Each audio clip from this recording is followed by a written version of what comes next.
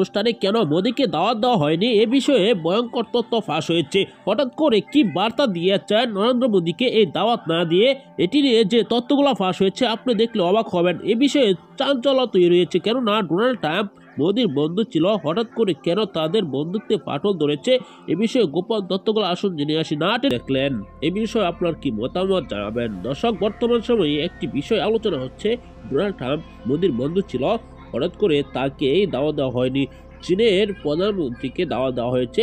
চীন ভারতের মধ্যে কিন্তু অনেকদিন যাবৎ ধরে যুদ্ধের একটি পরিস্থিতি সৃষ্টি হয়েছে। তাহলে কি ভারতের শত্রুকে দাওয়াত দিয়ে মোদীকে সেখানে মাইনাস করেছে? মোদীর সাথে সম্পর্ক অনেকটা কমিয়ে ফেলল ডোনাল্ড ট্রাম্প। কেন বা কমিয়ে ফেলল? এমনকি ভারত বাংলাদেশে যে অতীতে কর্মকাণ্ড করে যাচ্ছে সেগুলোর প্রভাব কি ডোনাল্ড ট্রাম্প ভারতের উপর ফেলে দিয়েছে?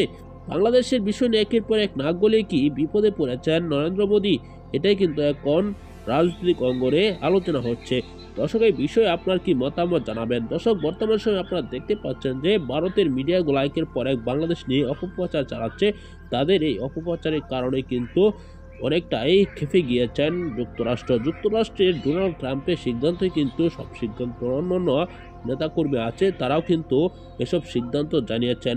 দর্শক, এসব বিষয় নিয়ে আপনার কি মতামত জানাবেন।